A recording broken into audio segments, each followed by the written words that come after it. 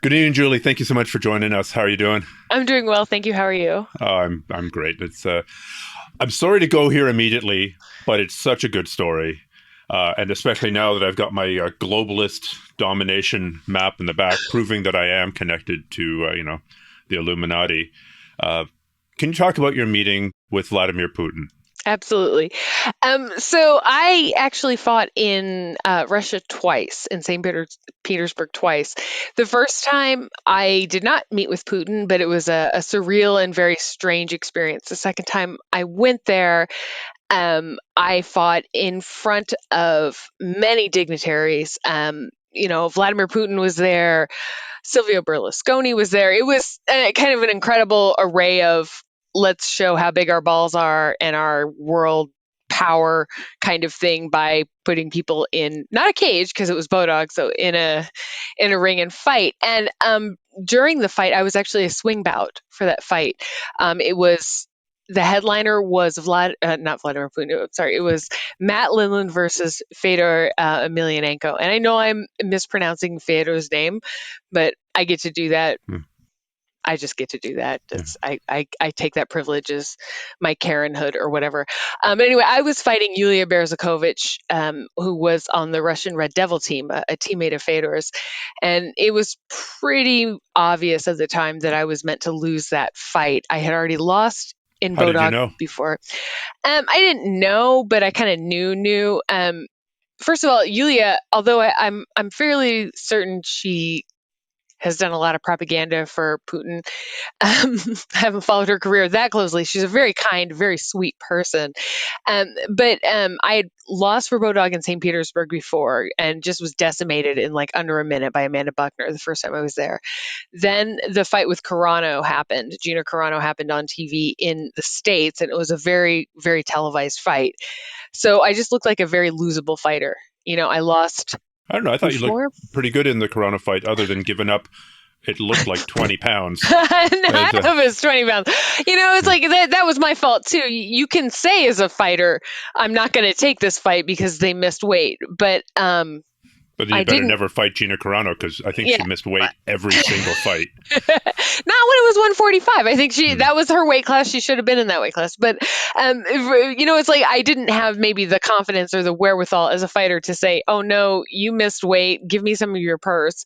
And instead, I let myself get kind of bullied by the promoter, by Gary Shaw, in the Carano fight, to just taking the fight without making her strip down, um, or cut again. I just didn't. I At that point in women's MMA, you just fought when you had fights, and I was so Hmm. excited to fight whenever I had the opportunity that I didn't care. But as a result, I have like the worst record ever because you need things to be nothing's fair in fighting, but you need things to be as fair as possible. Hmm. You know. So in fighting Berzakovich in Russia, I had actually after the Carano fight, I decided to change teams. I didn't know that it was going to be an official change of teams. I thought it was just kind of a change of pace. So I moved to Albuquerque and I was training with Jacksons. And I went to Russia with Greg Jackson, this new coach who at the time was becoming very famous and the big genius of MMA because Diego Sanchez had just won the Ultimate Fighter, et cetera, et cetera. And I wanted to really impress him. I was working my ass off the whole time. I was working my ass off. That's the thing is like with fighters, they all work hard. All fighters work hard. Like whatever their politics, whatever their policies, they're really trying to achieve something. And we love to discredit them. I can say this because I'm on the sidelines now. We love to discredit them or point out what they're doing wrong. But what they do right and what they do in effort is extraordinary. They're also lazy as fuck. Don't I mean fighters are lazy. They are. But when the work is on, the work is on. And I really busted my ass for that fight. I changed everything up in my life. And so when I got there and I was fighting, it was like this swing bout. So Fedor was fighting now. No, he wasn't fighting now. Now he was fighting now. So it was like warmed up, warm down, warm up, warm down. Hmm. And in the when you're in the locker room, you see the winners and the losers, and somebody had gotten knocked out very badly and thrown up backstage because they had a concussion. And it was something that you kind of file these ideas in your head for later on. Oh, it must be this, it must be that. I know that I'm talking in circles here, but what happened was I got out there in the fight.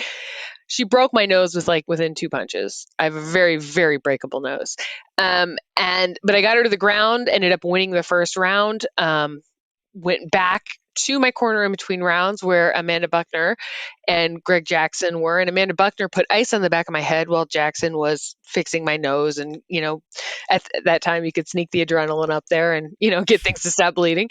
And yeah, I'd never had ice on the back of my head. As many fights as I'd had up to that point, I think it was like 10 fights. I was not a very professional fighter in a lot of ways. And that caused kind of a shock to my central nervous system. And I thought I just let out this little fart.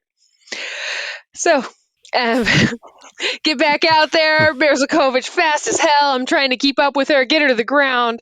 We're scrambling on the ground. Ended up getting her in a triangle. She rolls through. It's a mounted triangle. And I start to ground and pound, ground and pound, ground and pound. And they call the fight, which was amazing because it was my first victory in a while. And, it was like new team. I just impressed my new coach. I just beat this girl in Russia, and I don't know how you could tell that she was meant to win, except that they gave us like these championship rings afterwards, and mine was way too small for my hand, way too small. So I'm just like, she was a slim woman. I think she ended up dropping to like straw weight after that fight, but and the fight was at 135, not 115. So I just have a feeling it was definitely meant for her to win. But because I was the swing bout, they grabbed me right away. Away from my coach, away from everything. I barely grabbed my shoes. They had Buckner. She'd already showered and gotten ready. I had no chance to shower. They like do a post-fight interview and hand me this tiny ring and then throw me on a bus. And everything smelled so bad after a while. I have my gloves on. I'm around people who have showered. Calvin Ayers, owner of Bodog, in a business suit. Lin Lind, I think Sonnen was there. I don't remember. It's hard to remember. I was on so many fights. And so many fights with all these people. There were a lot of people there. They were dressed up. They were showered. They were, looking good. And I am in my fight shorts. I have blood running from my nose. I'm trying to take off my gloves and my hands on this bus. And we're hurtling through these these streets in St. Petersburg, and it's all bumpy and it's crazy and surreal. And like, something smells. Like, I know my nose is broken, but I smell something. And I was like, I must have rolled in puke. And that guy was like, when he was thrown up backstage, like, because I kept having to warm up, not warm up, warm up, not, go back and forth. And yeah, I really thought that was it. So I'm like on the bus, like pulling off my hand wraps, shoving them into the pocket in front of me on the seat, getting my shoes all the way on. We get to this palace and people are escorting us out, these armed guards with like, I can't identify guns from 20 years ago and when I was probably concussed at the time. It was just big machine gun things, escorting us up these stairs into this beautiful, beautiful palace. And it's very surreal, and I'm slightly terrified, but also kind of laughing because in chaos, I laugh a lot of the time. I think it's a good defense mechanism. And Amanda's there too. And she's like, my husband wasn't allowed to come. And I was like, my coach wasn't allowed to come. All right, we're with each other. That's good. And all these fighters, they're probably not going to take us somewhere and kill us. This was 2007. So, although Putin had been poisoning people for a while, we weren't really expecting to be executed by him or anything. But we're taken to just don't touch any doorknobs, and you won't get any weird Novichok nerve agent on your hands, and you'll be fine. Right, yeah. Right. I'm sure I would have been a target after cleaning day there. But we're escorted to these rooms, and we see like Jean-Claude Van Damme is there, and we're in like sort of a waiting ante-room kind of, or ante-chamber room sort of thing, and everybody's wandering around. Some people look casual, some people don't. I am in fight shorts, and I know I smell terrible. And I'm like, I've got to figure out what this is. I've got to figure out what's going on and why I smell so bad. And like, why wouldn't they let me take a shower? Jean-Claude Van Damme comes up to me and Amanda to tell us, he enjoyed our fights. And he's with this beautiful, beautiful young girl. And I just remember, I don't know if we said it out loud or not, but we're just like, oh yeah, he's got a Russian hooker. All right, there you go. And then it turns out it's like his 14-year-old daughter. And it was the most embarrassing assumption. Like, I will never not feel ashamed for making that kind of assumption. Like, I mean, it was just like, but she's gorgeous, gorgeous young lady. Like, and I'm just like, man, I wish she'd lend me some of her perfume because I smell so bad right now. But we end up like leaving the antechamber and going into this long kind of banquet hall, and there's a table set up, and it's beautiful with like crystal chandeliers and 14 different wine glasses and all this stuff, and there's like a row of press across one wall, and there's all these dignitaries that I don't recognize half of them. I had to look everybody up afterwards. And Putin is in there, and he's talking to this person and that person. So Amanda and I go, and we have a seat, and this man taps me on the shoulder, kind of red faced, I don't know, an older man, I would say, taps me, and he says something to me, and I don't understand the language, and I'm like, I'm sorry, I don't understand you. And then he says it again, and then he has a translator behind him. He says, he wants to know if you're married, and I was like, no, I'm Really? not. Yeah, and then the man says something else, and his translator says he wants to know if you have a boyfriend. I said no, I no, and he's like, he wants to know if he can be your boyfriend for the night, and I'm like, I smell like shit right now. Like I smell terrible. I've got blood like caked on I tried to clean myself up, but there were no mirrors. Like it was, and Amanda's like, hey, Julie, let's just go to the bathroom now. Let's just kind of excuse ourselves and move around. I was like, okay, thank you.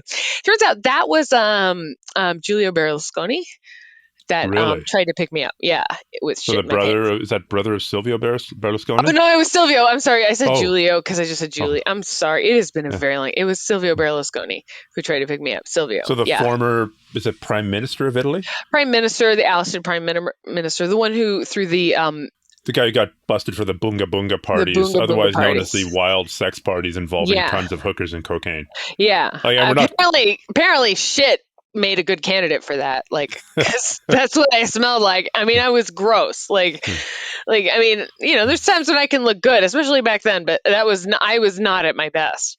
So luckily, Amanda helped me get out of there. We get into the bathroom. We have to be escorted there by an armed guard to the bathroom. And I realized that I had shit my pants, and I had nothing to wear, I had like a sweatshirt. So I like tied around my waist, but I like took my shitty underwear off and like rolled. There was no paper towels. Like this is like a high class bathroom or whatever. Like, and I was like, there's no trash cans. And I'm like, women in Russia don't have periods. Like, why are there no trash cans? I can't even throw this in a trash can. So I have to like roll it up in towels and like shove it in the corner of the bathroom. I mean, granted, I don't think they were expecting this to happen, but it's good courtesy. I think maybe, at least if you have American visitors, to have a trash can available.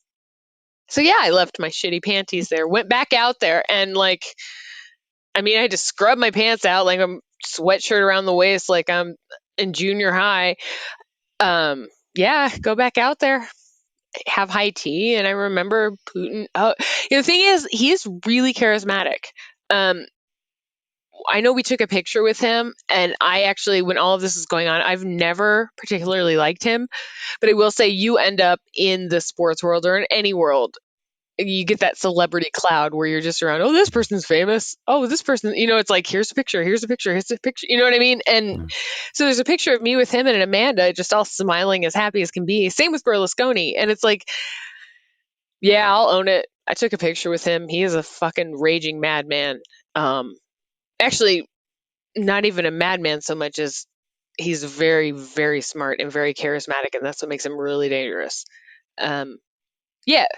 So that's out there. So I always like to own it, because I feel like if you don't say, yeah, I did this and I regret it, then you're a coward. So, well, how many boxers and MMA guys and jiu-jitsu guys have pictures of them hanging out? And I forget the guy's name.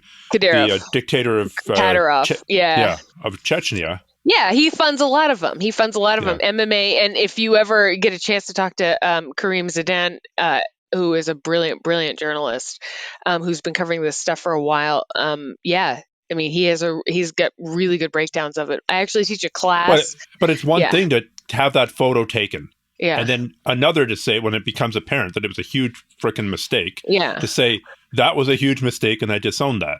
Yeah. Like there's probably photos of me with somebody, I don't know, who went and murdered somebody or raped somebody or committed income tax fraud or planned to overthrow a government. Yeah. Those photos probably exist. I'm not thinking of any in particular. No, but if somebody showed them to me, I'd say, yeah, I had a photo with that guy, and it turned out that he was, I don't know, a child molester, and I disown any relationship with that person. That's all that's needed.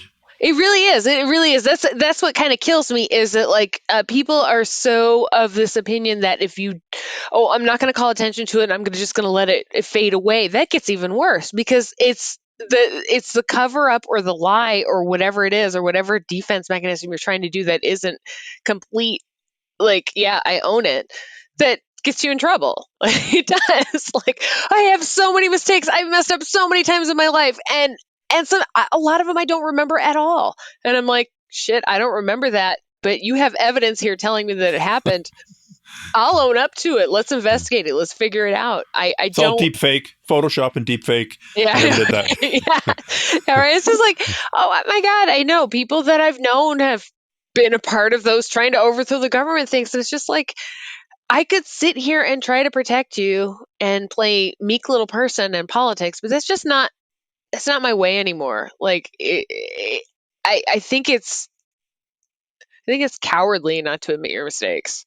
I mean, you don't have to scream them, which I do, which is also a mistake. But I'm just like, well, if I don't, somebody else is going to, so I might as well jump on it now. And that's the thing is like everything that I accuse people of, I know that I go on these rants on the internet and all these other things. It's because I've learned these things the hard way. It's not because you know, and I know my screaming and ranting on the internet does no good and probably inflames things, but maybe there's one person out there who's like, oh wow, yeah, maybe that was a fuck up. I never thought about it that way.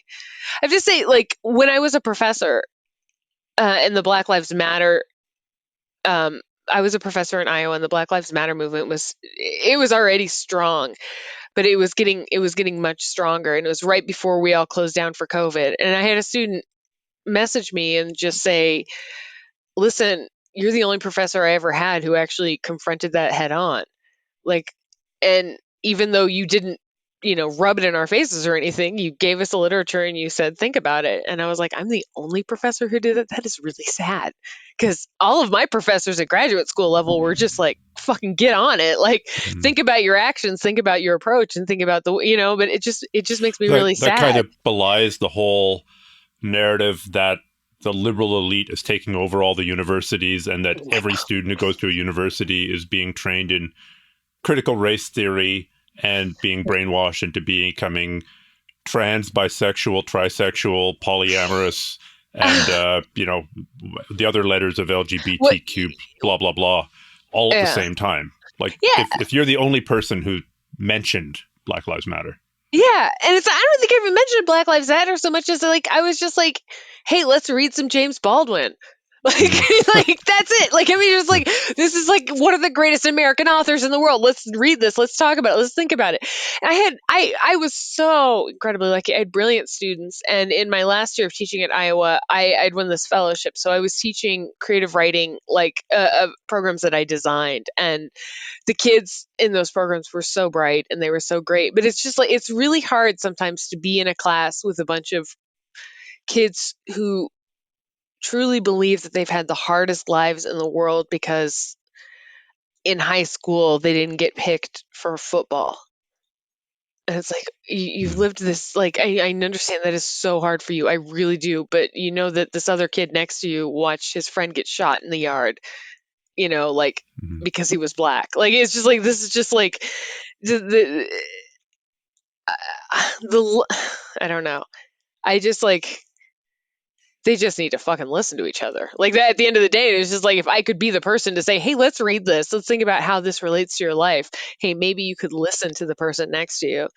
And I know it sounds ironic because I scream things all the time, but it's because I kept my mouth closed for so long, for too long. When I was a fighter, when I was working in the industry, I'm still in the MMA industry, but I'm not in the mainstream MMA industry. So, it's just like I had my mouth closed. I upheld systems that were corrupt, that were sexist, that were racist, that were and I thought I was doing the right thing by doing that. Well, there's that Yeah. culture of almost omerta, and this is your family, and if you say anything against anybody in your family, then you're a huge traitor to everything. Plus, this is your instructor, and he's like, there's God, and then there's your professor, Hmm. right? Then there's God, then there's your master. Hmm. It's one of the reasons why I really don't like the term professor, for at least when it's applied to me in a jiu-jitsu context. No, that Either makes sense. that, or we Yeah. we go all in And, you know, I've got a master's of science, so I want to be a master. I've got a black belt, so I want to be a professor. I went and got, it's a very, very rigorous process to sign up to become a minister, to be able to marry people, I think in 40 states. You got to enter your email address and your name. I think it's Oh, Universal Life Church, so I'm a minister. so you're So I want to be Reverend called Kesting? Reverend, uh, Master, Professor, and then on the back of my turnout gear in the fire department, I managed to boondoggle them into putting ST Kesting. So the guy was writing out the thing. It's like, how many S Kestings are there in the department? I'm like, tons. He's like, I don't give a fuck. So I got S. So I'm a saint. So Oh saint, my God. professor, master. I was like, that's the first thing I thought was saint. I was like, Yeah, ah. yeah. Saint, professor, master, minister, Kesting. Eh, Okay, so we got to go back to Russia. So okay. you go back. You're hanging out with Putin. Berlusconi's trying to pick you up. I'm assuming you survived. I survived. I did. Okay. You I didn't did. get murdered Although, in a ditch. unless this is all mirage, yeah, I Hmm. survived. No, and it was odd. I mean, it was just kind of like over after that. But it was one of those where I left my shitty underwear in the bathroom, like I did. And I mean, I told a couple of people about it, not that many, and then it kind of like I think I did an as told to when I was working for like Vice Fightland. Fightland like deleted all my stuff. They took all my stuff off of Really? there. Why is that? I don't know. Oh, That so what did you Jack do for Slack them? guy hates me, so I don't Oh, know, but like that dude hates me. But I did some blogging for them. I did some as told to some fighter stories. It's actually like I started doing some writing for them while I was fighting, and then I eventually when I left fighting, I joined I moved to be a full time um, matchmaker for Invicta FC, which I had started doing commentary for them right on the cusp of my leaving my fight career. I had wanted to be in the UFC since day one. And when I hmm. made it to the UFC, I was so injured and I was so emotionally or mentally or something just in fragments that it was like, I made it to the UFC. I made it to the UFC. Lost my first fight by split decision. It was like, all right, I made it to the UFC. Made it, took like, I'm not going to do this anymore. I'm going to keep fighting. I can do this. And then my second fight in the UFC, like it was like in the locker room, I was like, I'm done. Like before I walked out there, I was just like, I don't want to do this. I loved the training. I loved so many things about it. But when it came to it, it was like the fight it wasn't doing for me what it did for me when I first started fighting. And it's like, What did it do for you when you first started fighting? it made me alive. It made me. I watched fights, like my early fights, like my early hook and shoot fights, because I've been working on a book for a while, and I did a lot of research, kind of trying to backtrack and look at this stuff. And I sucked as a fighter. I mean, I sucked as a fighter through a lot of my career. Many people can tell you that, but I was. You could see how much I loved it. I loved hitting people. I loved connecting. I found so much joy in the act of fighting. And at the end of my career, and there's a million things that I don't know, that can tell, there's so many explanations, there's so many reasons why I could say this. And I don't really know what all of they are. That's what therapy is for. That's what, that's what we figure out. But I knew that at the end of my career, like even if a punch landed or a kick landed, I didn't have the same joy. Hmm. And maybe it was I didn't want to inflict violence on anybody anymore, but I don't think that's it. I've always loved violence, and I don't Was mean it that in burnout? some burnout. I think some of it was I lost the ability to believe in myself, Hmm. and I think that has to do with me, and that has to do with a lot of what I surrounded myself with. Um, Putting that burden of believing in yourself on other people is not fair to them, but it's also like if they take away your ability to do that, that's also not fair to you. And I think that there was definitely a combination of that in play. Yeah. Without, I don't know if you want to get into names, but what do you mean giving sort of belief in yourself over to somebody else? It sounds very esoteric, but I don't think you mean this in an esoteric way. I don't. I don't know if I'm ready to say it or not exactly. It's just that like I gave control of who I was to another person Hmm. entirely. And even though I thought I hadn't, and even though they kept telling me I hadn't, I had. And it was Hmm. like, it's just like, it's just my actions, my decision making, everything like that was, even though it wasn't directly shaped, like, you go here, you do that, it was more shaped in terms of, will this make this other person unhappy? Will it impress them? Will it be doing right for them? It was like an identity that was enmeshed in um, Other people's yes, responses to you. and one person's response. Everything about that was upholding that, and it was.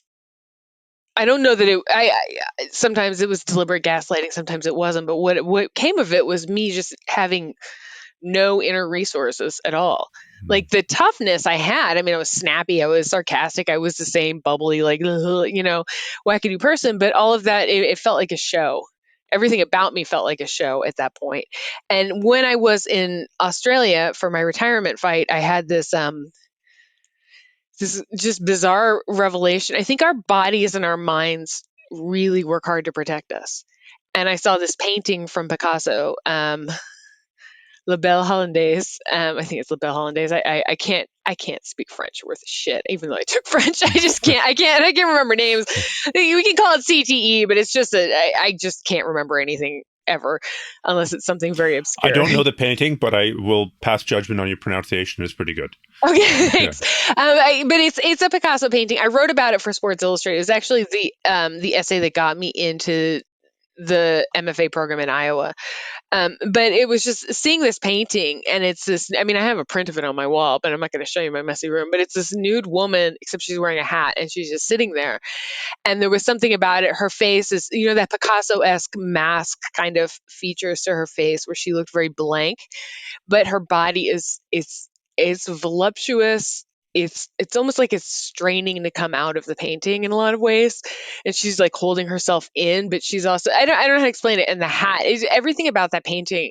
I was looking at it, and I felt like that weird aliveness, that there was something else to me that I'd forgotten about. And I actually had this feeling before. I had shoulder surgery um, after I fought Misha Tate in, I think it was 2012 in Strikeforce, and I tore my labrum, and I had to have reconstructive surgery, and so I couldn't fight for a year, and so like even walking was like fucking god awful. But I would take these really really long walks. Going to the gym was very hard to do. Living my normal life was hard to do, so I would take these long walks with my dogs, or with my dog in the arroyos.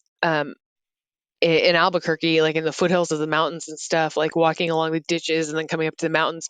And I remember I was listening to David Rakoff books on Audible while I was walking. And Rakoff's work, his writing, I don't know if it was his style or just what he was saying, even in the funniness, like the poignancy of that woke something up in me. And seeing this painting woke something up in me. And it was just like, all of a sudden, I was like, no, that's the real me. Fighting was the real me, but I'm not achieving that through my fighting anymore. I sound crazy, but it's true. It's just like if art is meant to serve us and to serve other people, then MMA was not the art form that I was serving people with anymore, or myself, especially not myself. And I had to find another way. Oh, that's good, because there are tons of fighters out there who used to love training. They trained every day. They trained multiple times a day. They trained if they didn't have a fight. They trained if they did have a fight. And then at a certain point, they lose it, but it's their only way. Mm-hmm. I mean, you know those fighters. I know those fighters. And it's just, fuck, I've got a fight in 6 weeks. I guess I should start doing some road work and go and hit the pads a bit, and I'm going to make $5,000. And it's the only way I can make that $5,000. Yeah. And some reasonably big names have descended to that. I mean, I guess the biggest name in the sport that comes to mind is Dan Severn. Dan Severn was fighting after being the beast in the octagon. He fought, I want to say hundreds of fights, it's probably wrong, at little tiny podunk MMA events in the middle of nowhere. He must have been making like tens of dollars per fight. Yeah. Maybe 20s. You think of Jeremy Horn too, people like that, people like that who just fought so many times. And the thing is, there is something that you get from fighting. I don't want to call it a high, although it is very addictive, but there is something that you can get from fighting, from any kind of training, where you do achieve that state I don't know, I'm gonna like go out Joseph Campbell or something, but it's like that state of bliss. That state, there is something there that it's so hard to achieve in other things. And if people have unlocked that and felt it before, you keep chasing it, you want to find it again. I Mm. mean, Chasing the dragon. yeah, chasing the dragon, and it really is, and it's like, I mean, it's why. I don't know. It's like why people want to die on the battlefield. Well, why soldiers sometimes like they can't get back to. And I don't want to claim any expertise in combat, like war combat. Like fighting is a different kind of thing. Fighting is sport. There are war junkies. There are Yeah. people, whether they're reporters who are going from war zone to war zone, or people who were, I mean, right now there's a bunch of Americans and a bunch of Canadians and a bunch of No. Brits going to the Ukraine to fight the Russians. And I'm sure some of those people are doing it mostly because they believe in the cause. And some of those people are probably doing it. And I don't know anybody. I know people who've considered going over. I don't know anybody who has gone over. But when I look at the rest of their activities in their lives, like base jumpers who also fight MMA, and then they want to go and do this, and now they're thinking about going to Ukraine. I mean, part of it, I got to think that some of that's chasing the dragon and looking for that both adrenaline and maybe that sense of community that you get in when you and a bunch of other people are putting yourself into a really difficult situation. 100%. And you know what's kills me, and again, I've only read certain reports about people going over to Ukraine and stuff like that. It's just like, how do you not see that organization is the one thing that really succeeds in these battles, like organized, like units of fighting? Like, how do you not see that? Like, why are you going over there as a solo person thinking you're going to be some kind of soldier of fortune? And but anyway, that's not my thing. Well, I And think honestly, most of them are getting stuck into units with Ukrainian officers, is yeah. what I hear. Well, that's how. As opposed to, here's a gun and go and be Rambo. Everybody wants to be Rambo. Nobody wants to be the grunt. And the truth is, like, the grunt is how the war is won. Like, I mean, it's, but that's not really. I think I wanted to be, quite honestly, I wanted to be a war correspondent very, very badly, but I am a very, very slow writer. And I also don't want to kill people. And I know war correspondent, that doesn't mean but it's just like, I think I would, I tried to enlist in the Marines when I was in college, and I had a Marine talk me out of it. And I'm actually very grateful he did. He was just like, you could do it and you could be successful, but I'll be honest with you, you will be miserable. Like, that is not what you're, I mean, it made a lot Why would of you have been sense. miserable? I have a political protest background on military base. Like, I'm kind of banned from a lot of military bases for being arrested anyway. So it does make sense. But I really thought, like, I wanted that cohesiveness and that. But the thing is, it's probably the same thing that kind of killed my mind and my career, having other people think for me. I can't do it. I can't. I mean, and it's not that I absolutely recognize the value of crowdsourcing and leadership and understanding how people need to move as units. But if I think something is wrong, I always speak up. And speaking up is one of the things that killed fighting for me. Like, not speaking up when I thought something was wrong is one of the reasons, like, that kind of killed. Like, now that I'm freelance. I mean, I'm a commentator, and I could definitely be fired anytime for saying the wrong thing. But I feel like, well, that'll be on me if I do. If I say the wrong thing, if I do the wrong thing and I get fired, that's on me.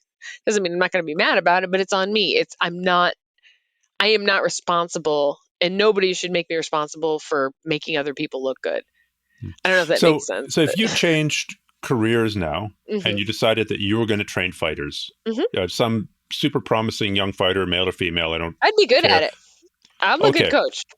So then what would you do differently from how you were coached at times to make those people more, I guess, internally resilient and less dependent on your validation to be tough? I'd send them to other people. How do you mean? I would. I mean, because I don't have all the answers. I know I don't have all the answers.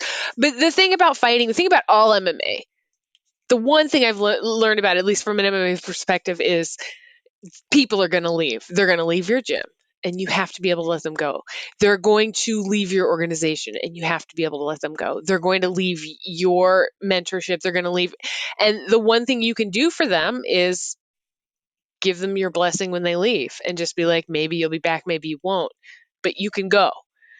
Because fighting is about moving from space to space and progressing and falling back and messing up and looking around and readjusting. And if you don't create it, that's why it's such a fucking hard thing to put into a capitalist system and say, this is my gym, you owe me these dues, you owe me these dues. Yeah, well, where's your loyalty?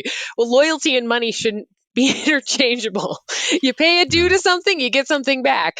If you want loyalty from somebody, don't expect them to pay you. And if they do pay you, that's great, but don't expect them to stay loyal because they can just say, hey, I paid you. I can go now. I'm not paying you. So, well, my friend Rob Bernacki always says, like, it's insane. If you went to McGill University for your undergrad and then you go to another university, you go, I don't know, University of Iowa for your master's or your PhD, it's not like, you know, McGill says, you traitor, you left us for another university. It's not like Iowa says, we won't talk to you. You know, you can't, you didn't come up with us. Like it's I mean, and I guess in an MMA sense, ultimately you're in there alone. Like it's on you. Your coach isn't in there with you. You're the one getting punched in the face. It's true. And I think that's one of the big problems is I expected my coaches to be there. I don't know, maybe I expected the burden. I loved the getting punched in the face, being tough. That was not the hard part. Believing in myself was the hard part. And that was never the hard part in the beginning, believing in myself. Just wanting to fight. That was the hard part, finding fights in the beginning. So it's like, I think you go through stages of everything, but it's true. It's like this whole like, what is it? Creonche? Is that Creonche? Yeah. Creonche? Yeah. Like that's the funniest thing. It's just like, what do you expect? If you can't get what you need from something, then you go to the next thing. And if you're lucky, people will bring it back. Like that's how martial arts evolves, is that you go, you learn, you adapt, and then you bring it back. Yeah, that's how everything grows. I think it's actually a giant red flag for somebody to claim, I know it all, and you can learn everything you need to know from me. And I think it's a giant green flag or white flag, or the opposite of a red flag, when somebody says, you know, hey, look, ask me if you got a question. We'll figure it out. If I know the answer, I'll figure it out. If we'll try and figure it out, and if we don't, we'll go find somebody who does know. Like that's, I mean, that's really how everything from academia to mentorship to the worst information is when somebody bullshits you and says, "Oh no, this is the way to do that," and they're just saying it to have an answer. And I've seen that certainly in jiu-jitsu thousands of times. Yeah. Oh no, very easy to escape from this. All you have to do is this. No, that's not all you have to do. And it's true. It's true. And, you know, it's also like there's also levels of deception in that where, you know, you have people who say, oh, no, train everywhere. It's fine. I encourage that. But then, you know, behind your back, they talk about how you're disloyal or you're this, or I guess they never knew you. And it's like, it's weird because it's like, I don't want to put any gender roles or this or that or anything, but it does feel more like that happens with female fighters where the cutting down happens in real subtle and gross ways now, where it's just like, oh well, I guess she, you know, it's just like there's an expectation of loyalty on a different level, which is it's difficult to see. I don't really getting. Yeah. Go ahead. Oh, I was going to say I don't have any specific examples of this that come to mind. It's just kind of a trend that I've seen where it's just. Yeah, it's like it's a way of cutting women down on a different level that I don't know, that maybe there's a confidence lacking there, or women are trained not to be as confident and they feel like they owe something to somebody. And it's like, you don't owe anything except like the dues, the gym dues, and the thank you. Like that's what you owe when somebody coaches you. Yeah. Yeah. So yeah, I wonder if to some extent, and I'm way out over my skis here, and I don't know any of this, but I wonder if people are trying to recreate kind of like an old school model of marriage, right? You get married and you're my wife, hypothetically. Hello, wife. And I own you. I own my 2 donkeys. I own my 1 horse, my 4 pigs, my 12 chickens, this 1/4 acre of land, and a wife. And if this is kind of being just applied to female fighters, I haven't interacted with enough female fighters and their coaches to have seen this pattern myself, but I imagine that you would have had a close-up and personal view of this I would say dynamic. that actually completely hits the nail on the head. In my own experience, I would not, I would venture, no, I can't really go beyond my own experiences, but that whole I own you thing is, yeah, I'd say that's pretty, that's, that's pretty prescient. Um, for my own experiences. What I would say with there's also gym culture. There's this weird sexualization too that happens where you're in a gym, you're with fighters, that's your crew, that's the people you trust. They punch you in the face, they teach you this and that. And so you tend to date the people around you who Mhm. do the same things you do. And if a relationship fails within that, you're still with the same group of people, so you date somebody else. And if it's a guy doing that in the gym, boy, that's just okay. But if it's a woman, then she's a gym rat or a gym slut or Yeah. whatever it is. And it's like, it's always the woman who somehow bears the brunt of that shame or that label when she's doing exactly what the men do and interacting with and finding a social life or a dating life within the sphere she's in. Hmm. And that's just gross. It's just gross. I'm just so sick of that. Like, I don't care who fighters have sex with. I care how they fight. Like, Yeah. and I don't understand why that's so hard for other people to, even the ones who pretend to be the most progressive are just absolute shits about that kind of thing. And it's just, I don't know. I get really Mhm. frustrated. Yeah.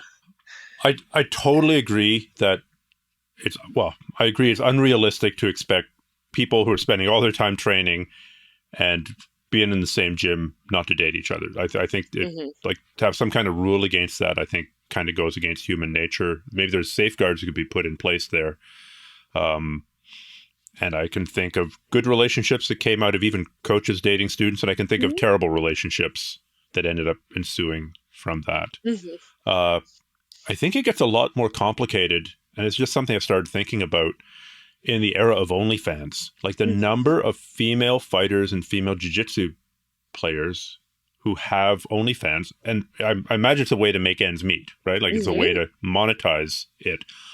But on the other hand, it's also being front and center with their sexuality in a way that I can't think of. I think Diego Sanchez had an OnlyFans, and I think That Craig, tracks. yeah, but it's rare, right? It was notable for being the Hmm. exception.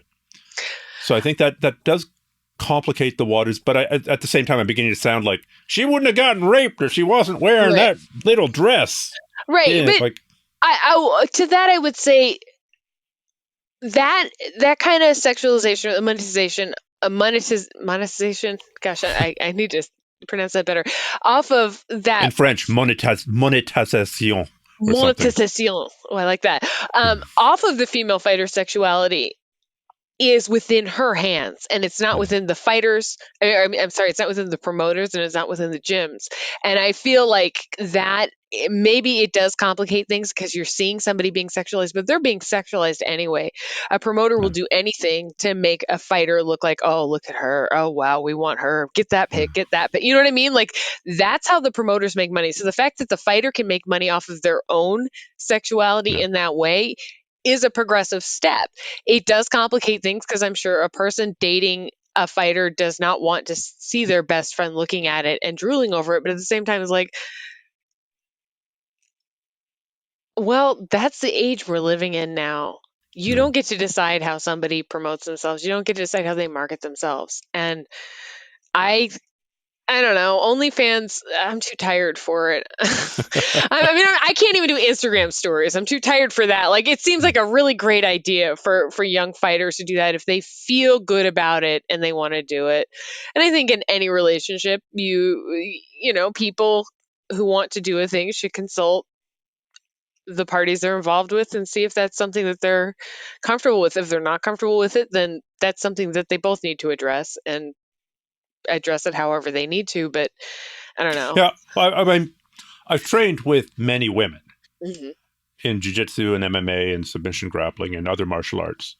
And I'm trying to think if, like, I'm sorry, but and I'm, you got to forgive my ossified 5 decades old brain, but I think it'd be weird to know that the person I'm training with, it'd be hard to keep it on a professional. I've never had a problem keeping it professional, Mm-hmm. but it'd be harder if I know that this person is slinging OnlyFans memberships, or if by some act of God I had seen, I'd, But if they're not slinging it directly at you, how is it your business? I mean, yeah, you're right, but it's still, yeah. and again, maybe we're just running into my prejudices. That's fine. Like Yeah. I have plenty of my own. I'm just, just putting out there. If a fighter's coming to you saying, "Hey, I want a private lesson," and they're not whipping their shirt off and showing you their tits, then how would it affect the private lesson at all? I mean, I would be very uncomfortable with that. But like, if some male porn star came to me and said, "Hey, I want to learn how to fight," I would be like, okay, we'll go to a gym because I live in my sister's attic, so I can't train you real well here. But like, see, I mean, I think maybe the thought would cross my mind. All that uncomfortableness would cross my mind, but when it comes down to the technique, it's the technique, right? It's how they're performing. It's their technique. It's their approach. If they're acting overtly inappropriate with you, of course your boundaries should be set. But if they're not, I mean, and this is something I struggle with. I'm bringing this up not as an attack on you, but I struggle so much with the politics of people that I know, right? Especially in this day and age. Like when I have, well, actually, it's I funny don't know because what you're talking about. I've been a completely neutral party these last 2 years, and everybody loves me. Well, let me just say this. Some fighters have come through as a commentator, and they have, as a commentator for Invicta, and some fighters have come through, and I have been asked questions, and I actually don't struggle with this. I guess that's where I realize this in answering this question when somebody asked me about, well, this is a huge MAGA fan, and here they are fighting for you, or was that going to come into your commentary? And it's like, it has absolutely nothing to do with what they're doing in the cage, even if they're wearing something that says, "I want to blow Trump," while they're fighting, which I'm sure Invicta wouldn't let them wear something like that. But it's like, it has absolutely nothing to do with it. I want to see the elbow that splits somebody's face. I don't care which side throws it. I want to see the way they're moving. And that, I mean, that has been my biggest almost relief. It's so funny, actually, in all this. And I think out loud, so I'm so sorry because I've completely kind of pivoted here. But my biggest relief in doing commentary for Invicta in all of this upheaval and all of this insanity is that I still love the fighters. I love them even more now. I hate whatever fucking politics they're going to be doing. And if they're marching on, trying to kill my friends in the Capitol or whatever it is. I mean, I have friends in politics. Like, I mean, they were under attack. Like, it is a real fucking thing. But the fighters, when they're in the cage, they're doing something incredible. And it's something incredible that I was able to touch that wonder at some point when I was fighting. And to see other people do that takes me away from everything else. So I can't do that now. I can't fight now. I would be a terrible fighter now, but I can talk about it and I can talk about what it means to me. And so I can eliminate the parts of them that I find insanely uncomfortable from that conversation and from the act of commentating. I'm sorry, that was a total No. pivot. Sorry. Well, you've fought in a ton of organizations. I mean, UFC, Hook and Shoot, a whole bunch of. Did you fight in Strikeforce? You fought in Bodog. Strikeforce, Bodog, Elite XC, yeah. And there were others. King of the Cage. Yeah, I don't even know. There were like local shows all over Indiana and Albuquerque. Yeah, a lot of them. Yeah. So how did you find the difference between how they treated the fighters? Well, I mean, there's lots of stories about for the smaller shows about guys getting ripped off for not getting paid, and there's other one, like the UFC contracts are famous for being like really locking their fighters in and basically making it impossible to leave. No, I think the UFC was pretty happy to have me leave. I mean, it was like four fight losing streak under Zuffa because they owned Strikeforce when I was fighting for them too. But but when I fought Tate, like that was my second loss.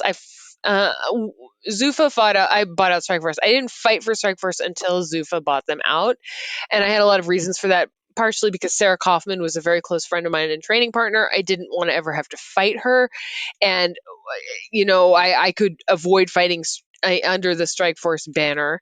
I turned them down a couple of times before Zuffa bought them out. And then once Zuffa bought them out, it was just like, okay, I want to fight for them because I want to fight for Zuffa. I want to fight for the UFC.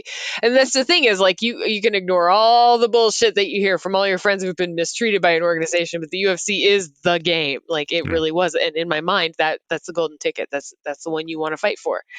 But I mean, in early days of MMA, it was just like you never knew if you were going to fight or not. You cut weight, you show up, nobody's there. You get your ass slapped on their way to the ring, you get pinched, you get yelled at, you get spit on, like all sorts of things. And I don't think that's just female fighters, but I think it's a lot of that happened to mainly female fighters. Um, Fighting for more professional organizations, it got really great. I think Bodog was the first one that was really super professional that I fought for, or professional, like, okay, here's the photo shoot, here's this, here's that, that was new. We're signing things now. We're doing this now. Strikeforce was professional, but I was there. I was brought in to lose. So that I was kind of like, it was one of those, I was wandering around the halls while Carano was getting interviewed by this person and this person and this person. I'm just like wandering Yeah. around like, what do you need me for? What do I do now? That kind of thing. Um, and I wasn't a fan of Gary Shaw. When Oh gosh, it's hard to remember like professionally like how I was treated. But I would say, starting with Bodog is when things got serious. I don't think I ever got drug tested until Elite XC or Strike. Yeah, Elite XC drug tested me, I think. And if I fought, it was in New Jersey. I think I fought in New Jersey for them and they drug tested me. And that was a first. I had never done drugs, so it didn't really like mean that much to me. But I thought it was like, oh, that's good. I think it's a good thing. We should be drug tested, Mm. And then there were a lot of fights after that where nobody drug tested, nobody did any testing, and it was like, God, I could have been on steroids my whole career. What a waste! I could have had a much better record than I did. But it's just like, but I did think Strikeforce and the UFC, they had you get MRIs. I thought that was great. For all that I complain about fighter pay or I advocate for better fighter pay, I didn't think I was paid poorly. That was the best paychecks I've ever had in my life, which was I got 5 and 5 in Strikeforce, but I never won, so I got 5 in Strikeforce and $5,000, not 5 million. And in the UFC, I signed a contract for like 9 and 9, 10 and 10, but I never won, so I got 9 and 9, or I got $9,000. So it was like the biggest paycheck of my life. Was $9,000. Most of it was gone with taxes and everything Yeah. afterwards. So, um, Do you think yeah, ONE FC is going to make a serious run at the UFC in North America? no, it'd be pretty to think so.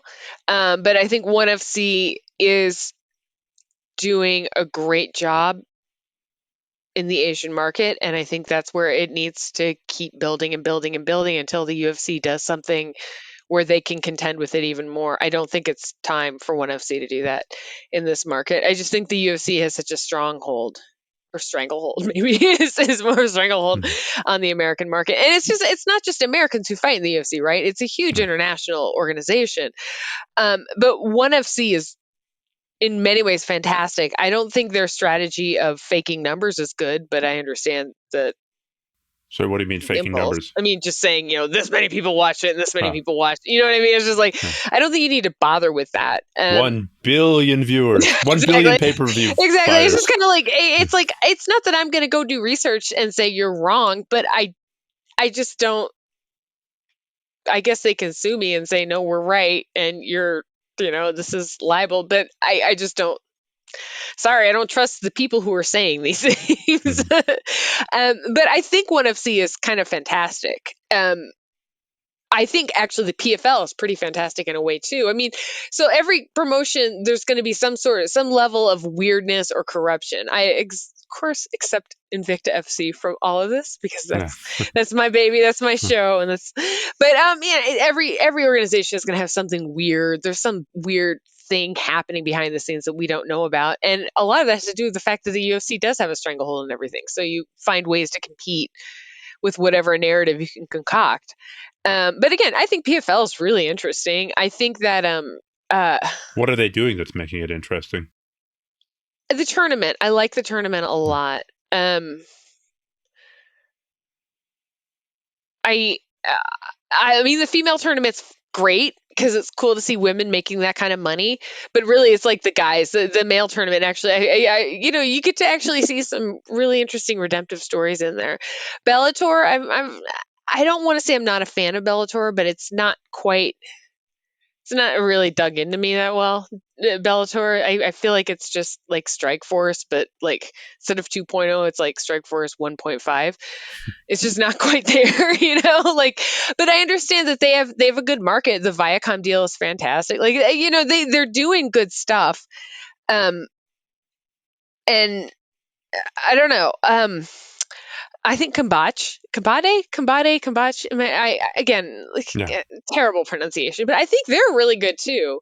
I think they've targeted like the Latin American market and the Latino market or Latinx market really well, and they get a lot of viewers. I mean, a lot of female fighters that we've gotten from there are good and interesting and compelling, and I really like them.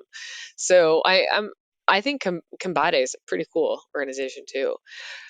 So I would say it's UFC and ONE FC are kind of the leaderboard. It's a big world. And I think Combate is there too, just kind of the dark one in the shadows. That's kind of like creeping around that people don't maybe pay as much attention to. So when you started fighting as a girl, it sounds like you were always pretty aggressive. Mhm.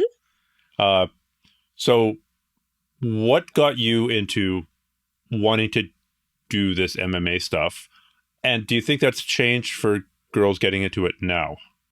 I hope it's changed for them. What changed for me was watching UFC. I think it was UFC 3. It was like Shamrock Hoist Gracie 2, and it was like a 25-minute snooze fest, like grapple fest, like I didn't understand. And I trained, Eric Paulson used to come to our school in Indiana. So I trained in CSW, really liked him, really loved CSW, and nothing about that fight looked like what I had learned from him. Of course, I didn't understand jujitsu very well. But after watching that, I was just like, this sucks. And then a friend put on Hook and Shoot Revolution, which had Debbie Purcell and Tara LaRosa and all of these people. I was like, yeah, that's it. They're fighting. Yeah. And it's like, not to take away from, Shamrock and Gracie, because the 25 minutes of grappling on that high of a level, that's really exhausting. But that was real. Like, I mean, they were scrapping those ladies. That's what got me into it. I knew I needed to do something. It was either that or law school.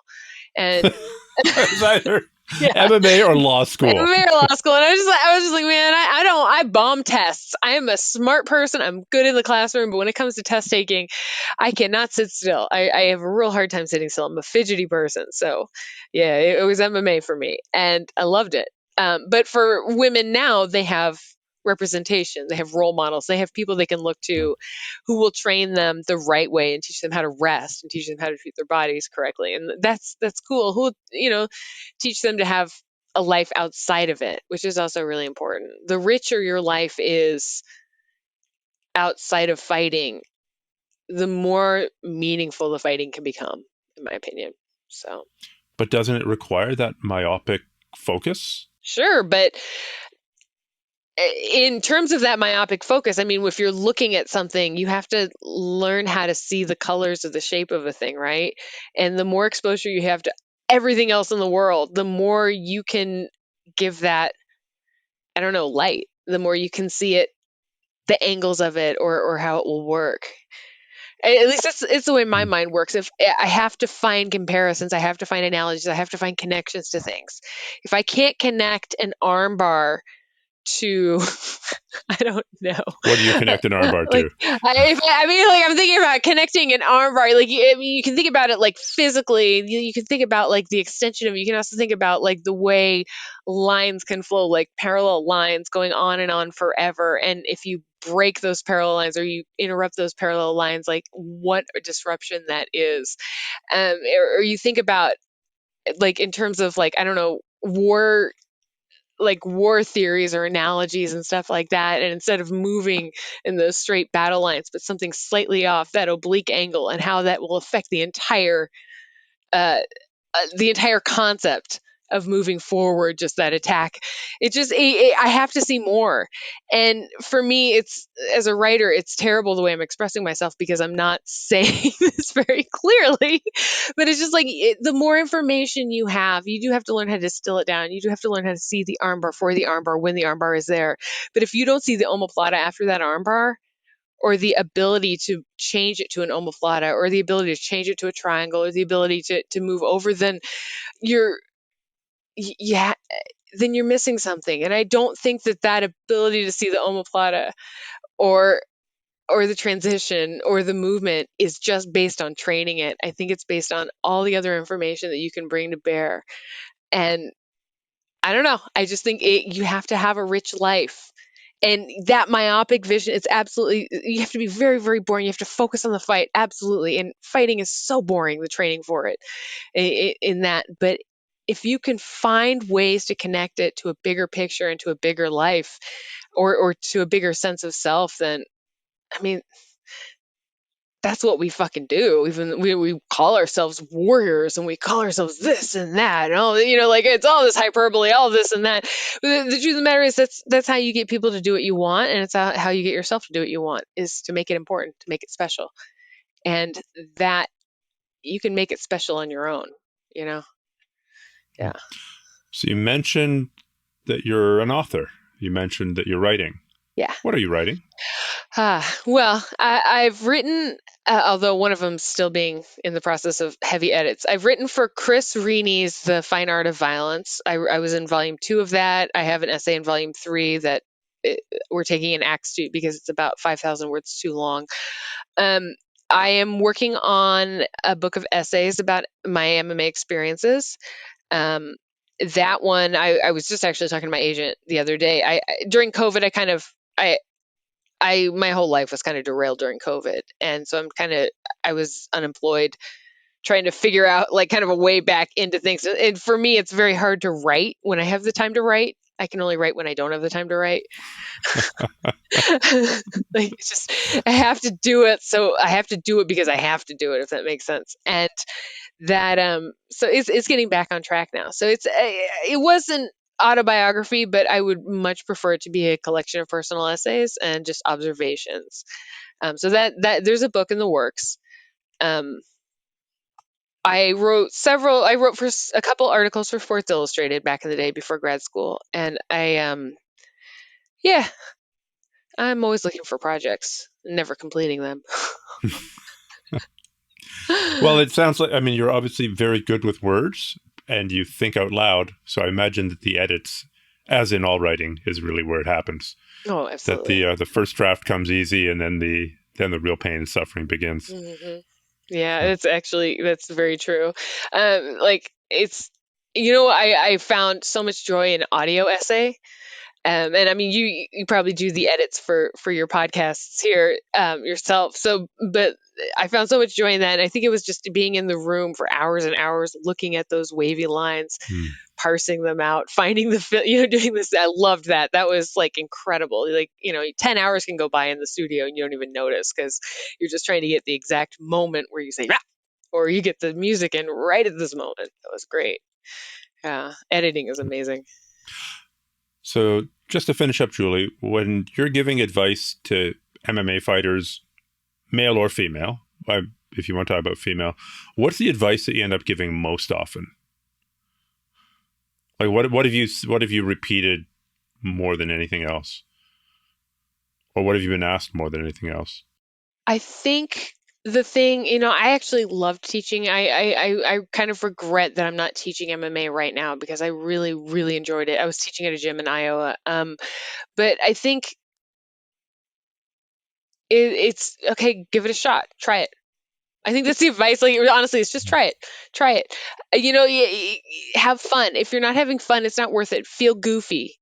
Like, just let go. All the things that I could never do myself is the advice that I give, of course. Isn't that how everyone lives? But it's just like, okay, give it a shot. Try it. If you think that could work, try it. Um, I know that seems very vague, but another one is just like, don't feel pressured to do what the other guy is doing. Just don't. If What do you mean? if the female fighter next to you is posing nude and you feel like you need to, but it makes you uncomfortable, don't do it. If somebody is shaming you for posing nude, but you feel comfortable doing it and you want to do it, like just don't. It's not the guy next to you in class is a really important marker for your progress in a lot of ways, but it's the guy in front of you that it's your opponent that really matters, not the person next to you in class, not the person critiquing you, but the person in front of you. That's the person that matters. That's when you got to focus on. And I know everybody's like, "Oh, you're your biggest opponent. You're your biggest assistant." And don't give yourself that much power. Focus on beating the guy in front of you. Like that's what you need to focus on. You will improve yourself. Just in the act of trying. Well, I don't think we can end on better advice than that. So thanks so much. How do people follow you? At some point, I'm going to open my Twitter account back up. I keep it closed because I'm finally employed. But my Twitter account is at JulesK_fighter. And my Instagram account's open, but I never post anything with dog pictures on there. But it's also at JulesK_fighter. I think it was some online handle that I had back in the day on one of the forums that I just never lost. So at JulesK_fighter. But I would like to, if I could take a second and plug the fact that my sister wrote a New York Times bestselling book called Oh, Origin. wow. Family of authors. What did she Oh write? yeah, it's called Origin. Her name is Dr. Jennifer Raff, and it's about the early indigenous peoples of the Americas. Wait, Yeah, was she on Patrick Wyman's she was. Yeah, podcast? yeah, She was doing the genetic yeah, research. yeah. It's my sister. Okay, so I've actually I've actually listened to your sister. Yeah, she's that was a really good episode. yeah. I'm gonna. That was. She's great. Yeah. Like she's great. Get the book. She's fantastic. And she's like we came up in martial arts together. Like we've been doing martial arts together since I was 5 and she was 7. Like when she took me in during COVID, so I'm still living in her house in the attic. So yeah. Okay. But yeah, that's her book. It's incredible. Like she's brilliant, brilliant person. And that martial arts took her there too. Like it took her to genetics and all this stuff. So it's a huge foundation for our entire lives. So yeah. Well, it's nice to see that good things can come out of martial arts once in a while. Yeah.